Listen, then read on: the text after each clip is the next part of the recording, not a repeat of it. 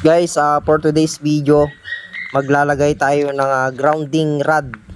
3 meters yung kanyang haba. Bali, ang size nito guys is 3/4 siya. Ito, copper. Para sa ating main banding jumper. Ngayon guys, ang ilalagay natin dyan sa grounding rod na yan is para dito sa kanyang NEMA 3R enclosure. Bali, ito yung papunta dun sa may grounding rod. Nakatusok dyan sa may lupa. Ang tawag natin dito guys is grounding electrode conductor. Ito yun, ito siya, GEC.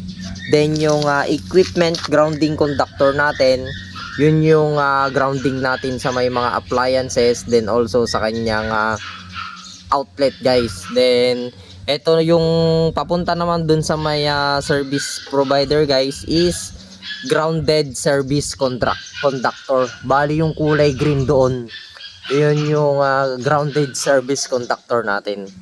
Ayan, kulay green.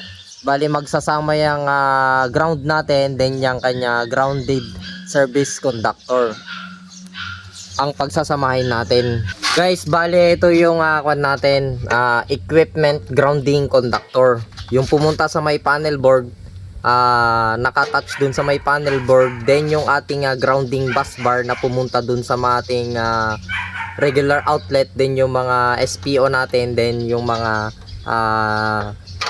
heavy watts na convenience outlet natin guys. Ito siya, ito papunta siya dun sa may panel board, then ibaband natin to. Bali yung grounded service conductor natin, ito siya guys, nakaband dito sa kanyang conductor na ito. Then also yung kanyang grounding electrode conductor guys, yan magkakasama yan. Bali nakaband sila dito. I-crimping natin to guys, then i-attach natin dito sa may panel ng metal ng NEMA 3R. Bali ang magkakasama guys, grounded service conductor, tapos grounding electrode conductor, equipment grounding conductor. Bali yun yung main banding jumper natin guys, magkakasama silang tatlo. Then i-crimping natin to, gagamit tayo ng crimping lugs, i-attach natin dito sa may metal ng NEMA 3R. Then also ito guys, pababa na dyan sa may grounding electrode conductor natin, yun yung itutusok natin dyan guys sa lupa na grounding rod. Ito siya. So guys, please watching. I-assemble namin tong kanyang grounding rod, then also gagamit kami ng crimper. Then meron kaming biniling crimping lugs. Ito siya guys, crimping lugs guys ito. Bali dito ko i-crimping, ibabanding yung tatlong magkakasama na grounded service conductor, grounding electrode conductor, then yung equipment grounding conductor natin guys. Yan, dito siya, i-fit natin dito guys. Yan, yan, tatlo sila dito. So keep watching guys. I-share ko sa inyo itong nag-share din sa akin na professional electrical engineer na dapat meron tayong banding for safety ng may bahay, then yung kanilang mga appliances. So yun guys, keep watching guys. Magko-convert na muna ako ng pangkuan natin, pang baon natin dito sa may grounding rod. Isos 3/4.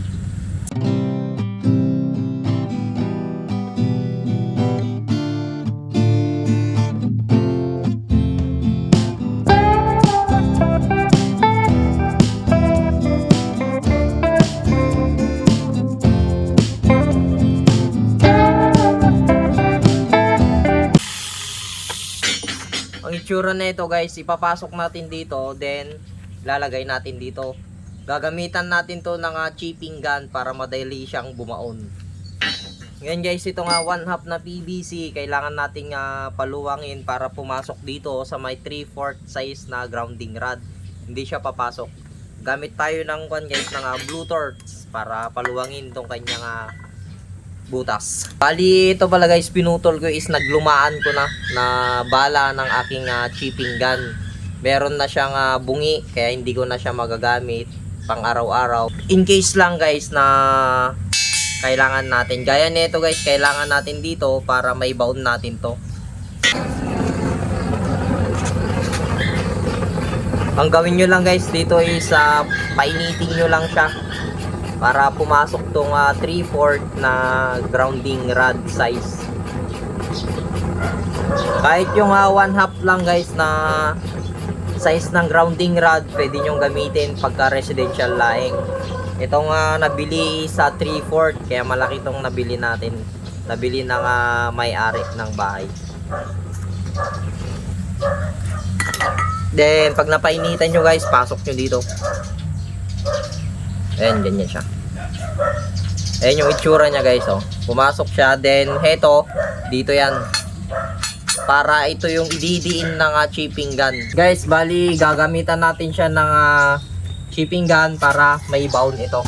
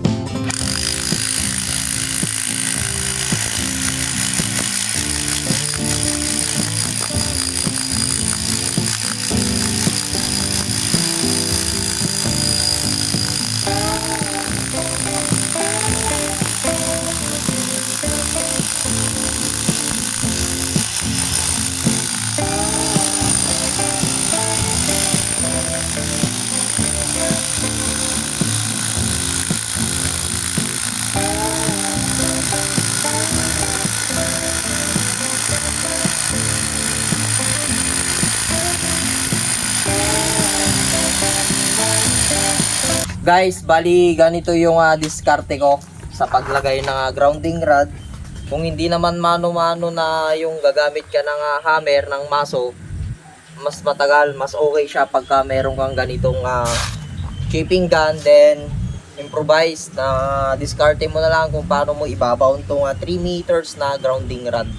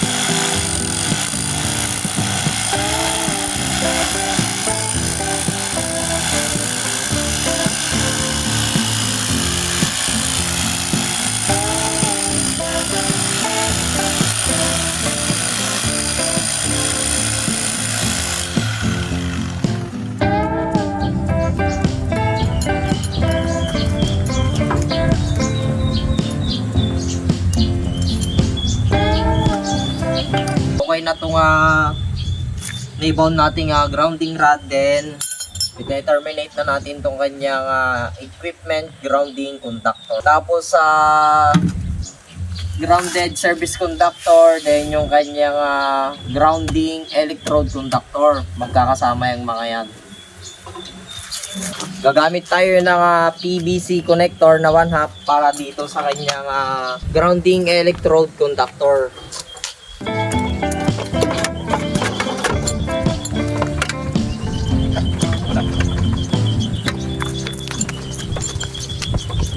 Bali, magkakaroon siya ng main bonding jumper dito guys sa may ganyang NEMA 3R dito.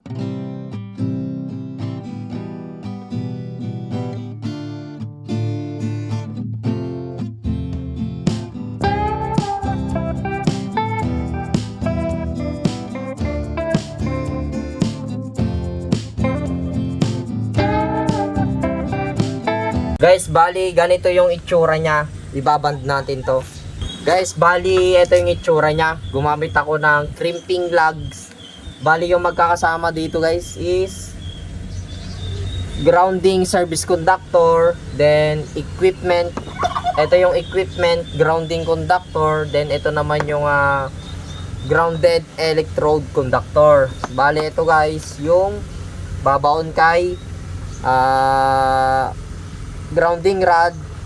Ito yung ating equipment grounding conductor, then ito si grounding service conductor. Bali si grounding service conductor guys is magkahiwalay sila pagpasok na dun sa kanyang panel board.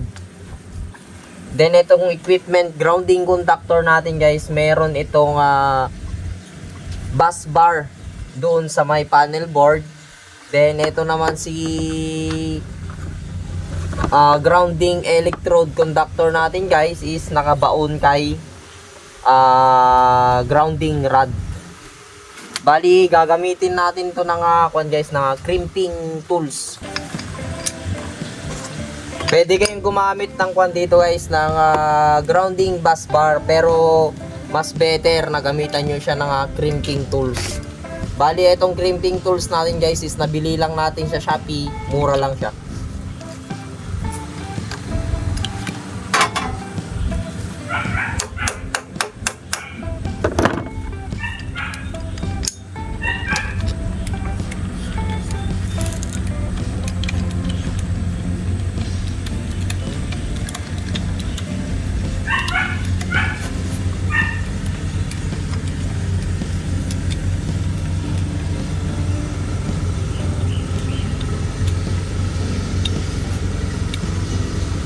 Then guys, also pagka gustong magpalagay ni sir ng 110 volts na outlet, pwede na tayong maglagay dito. Bali, ang ayusin na lang natin, ang idadagdag na lang natin is yung kanyang conductor wire nung 110 volts.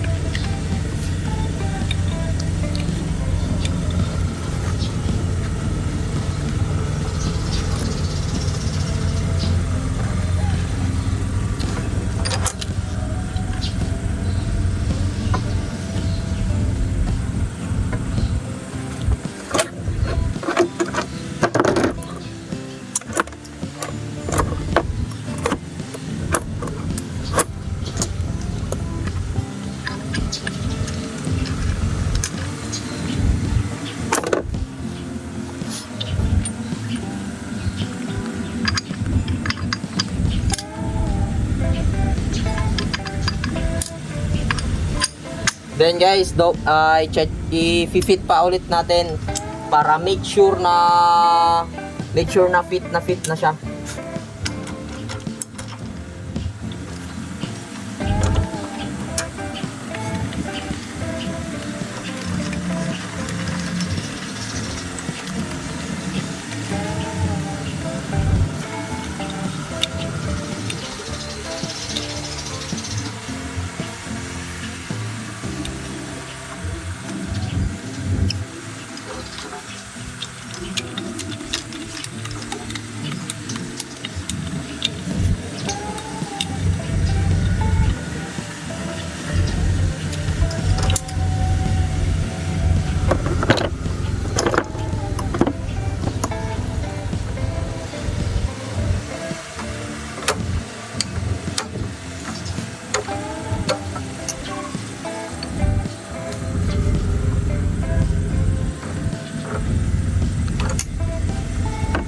Ito yung itsura niya guys, oh.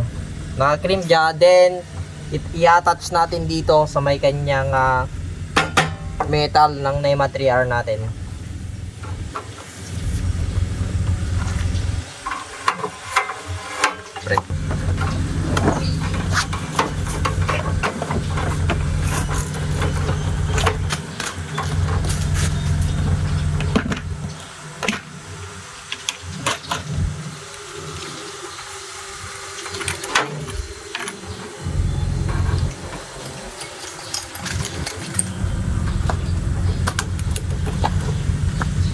Then guys, gagamitan natin siya ng nail gun imbis na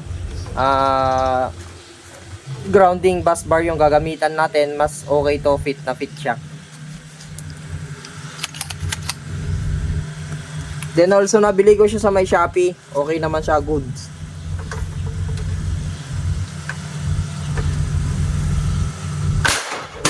Oh.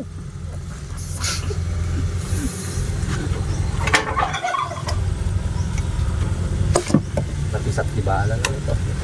Prelong no. Okay ko. Sa minor de edad guys, ito hindi advisable na gamitin nyo to.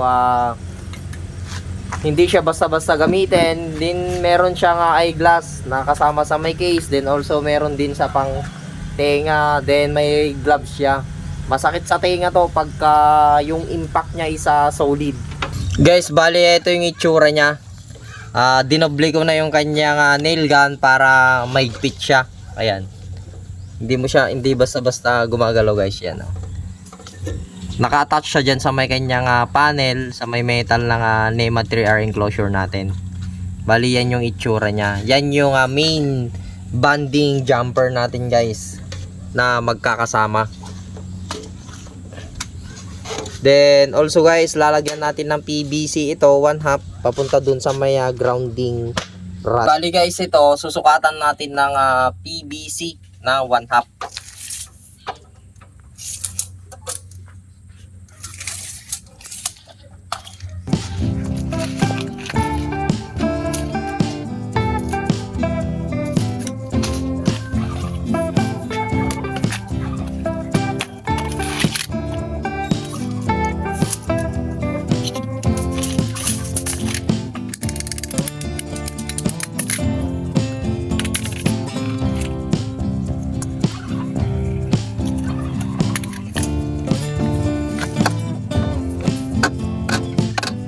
Then guys, bali dito sa part na ito, i-offset natin to para malinis siyang tignan.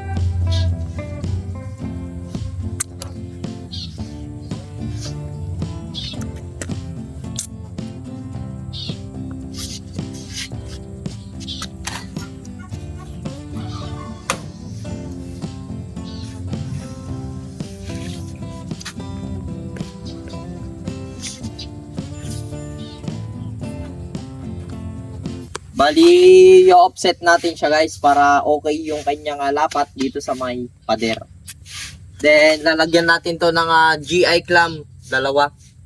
Isa dito sa baba, then isa dito sa taas. Guys, bali, gagamit tayo ng GI clamp 1/2 size para dito. Then, also nail gun.